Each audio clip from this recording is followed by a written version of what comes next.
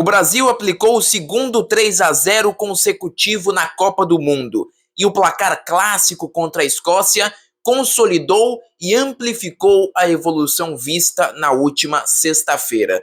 Se esperava uma partida mais física, mais rústica para o Brasil, mas a seleção brasileira controlou o jogo do início, ou pelo menos a partir do 10º minuto, digamos, do primeiro tempo ao fim, com o ritmo inclusive baixo, sangrando a Escócia com a pressão alta e com o controle do jogo que permitiu ao Brasil não ceder aos escoceses as bolas aéreas, os escanteios com frequência. E o Brasil fez um terceiro gol de ataque posicional, ou seja, quando a equipe brasileira tem a bola e trabalha organizadamente, pausadamente, longamente contra a organização defensiva, que mostra também uma evolução para atacar blocos recuados.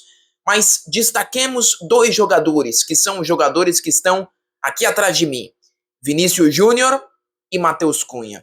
Porque a evolução demonstrada pelo Brasil tem tudo a ver com Vinícius e com Matheus Cunha. Vinícius tem 4 gols nesta Copa do Mundo, 4 gols neste Mundial. Matheus Cunha tem 3.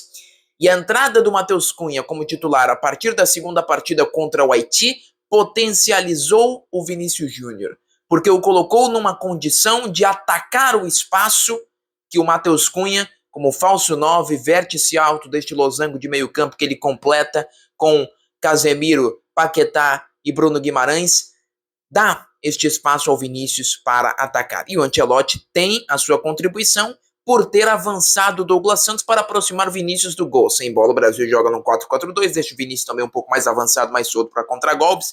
Vinícius e Matheus Cunha, Paquetá recompõe pela esquerda, Ryan ontem na vaga do Rafinha pela direita, e dá ao Vinícius energia para se concentrar com bola, sendo que sem bola ele também pressiona nas fases em que o Brasil é mais avançado, é mais adiantado. E o Brasil sangrou a Escócia por esta construção.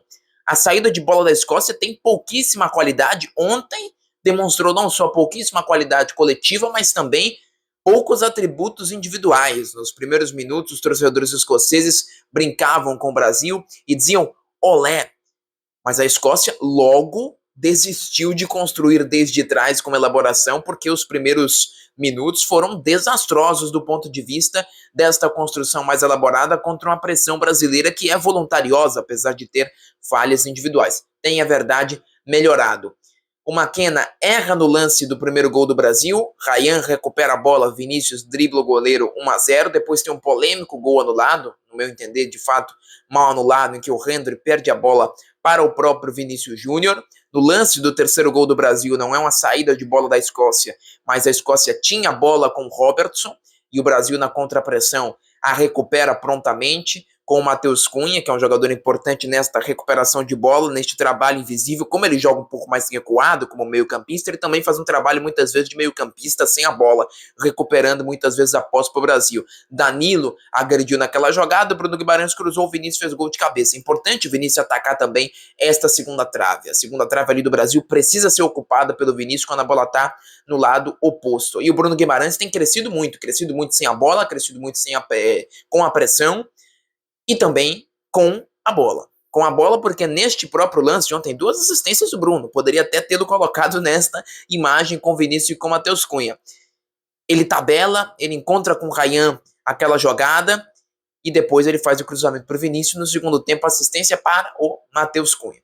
O Brasil ainda cedeu muitos arrebates à Escócia. Não no primeiro, mas no segundo tempo, quando o Brasil começou com a postura de um bloco mais médio-baixo, cedendo a iniciativa à Escócia para contra-atacar. Ontem, a diferença de sexta-feira, contra-atacou. Mas teve mais a iniciativa também no segundo tempo, apesar de índices não tão proeminentes no capítulo da posse de bola. O 3-0, que eu mencionara anteriormente, é uma jogada de ataque posicional, em que o Brasil desorganiza o adversário numa sequência mais prolongada de passes. É o que se cobra também deste time do Ancelotti, porque será desafiado nestes termos na Copa do Mundo. Danilo, na base da jogada, aciona Paquetá, que vem buscar o jogo de costas, como se ele fosse o pivô, como se ele fosse o atacante. De costas, ele aciona o Casemiro de frente. E o passe do Casemiro de frente sai para o Bruno Guimarães, que ataca a profundidade. E o Bruno pede uma opção de passe ao lado, e quem chega é o Matheus Cunha. O Matheus Cunha, que cruza o campo da esquerda, vem para a direita e marca o seu gol. É o 3-0 do Brasil, é uma jogada muito bem trabalhada. O Brasil ontem que terminou o jogo com 21 arremates, mais de 4 no expected goals, teve gol anulado, portanto teve volume. É verdade que também por uma partida que não houve tanta disparidade em alguns momentos de posse, isto é muito favorável à ideia que o Ancelotti tem para estes jogadores e que estes jogadores têm como qualidades, como fortitudes do ponto de vista técnico, que é o ataque ao espaço. Quanto às substituições, o Ancelotti substituiu no segundo tempo com a entrada de 2 jogadores que são aclamados pela torcida brasileira. Um é o Neymar, outro é o Endrick. O Neymar entrou antes do Endrick, o que eu sinceramente não entendi, porque inclusive para cenário de teste o jogo estava muito favorável para o Brasil. O Endrick é um jogador que deve ser testado antes do Neymar, e até poderia tê-lo colocado ao mesmo tempo, Carlo Ancelotti, já que o Neymar é o arco, o Endrick poderia ser a flecha. Neymar entrou, a estatística dita 3 passes decisivos, mas não significa que foram grandes chances criadas. Ele se aproximou mais da meia esquerda, onde jogará ali, próximo do Vinícius, fez um ótimo passe para o Vinícius, cobrou as bolas paradas, mas não houve tempo hábil suficiente para analisar. E o Endrick, muito menos, que entrou alguns minutos depois e praticamente nem tocou na bola. Teve até uma recuperação no campo defensivo, mas nada demais. Em suma, é um 3-0 contra a Escócia que faz medo ao susto, como eu brinquei ontem à noite. A Escócia fez uma Copa do Mundo muito ruim, digo fez já flexionando no passado, porque eu não acredito que a Escócia passe de fase com 3 pontos e com o saldo que tem, perdeu de 1 para Marrocos, 3 para o Brasil, menos 3 de saldo, não deve ser o bastante para a classificação. A Escócia não impôs o desafio físico que se esperava ao Brasil, não impôs o desafio de ritmo que se esperava ao Brasil, e pôs pouca resistência ao Brasil. E também se autoflagelou nas construções desde trás, que também foram prejudicadas e pressionadas pelo Brasil, que tem esta intenção de pressionar alto. Boa parte dos gols do time do Carlo Ancelotti surgem de recuperações no meio-campo contrário ou mesmo de ataques à profundidade, sejam ataques à profundidade provenientes de jogadas em que o Brasil trabalha a bola contra uma linha alta ou constrói uma transição ofensiva. O adversário dos 16 avos de final será de outro nível, de outro ritmo incomparavelmente superior, seja a Suécia, seja Japão, seja mais dificilmente a Holanda. Mas o Brasil está dando passos à frente e esta organização ofensiva, principalmente do time do Ancelotti, é uma organização ofensiva muito mais compatível com a que ele estava projetando no pré-mundial, antes do devaneio Igor Thiago. Prefiro dizer que foi um devaneio, aqueles 2 jogos em que o atacante do Brentford começou como titular.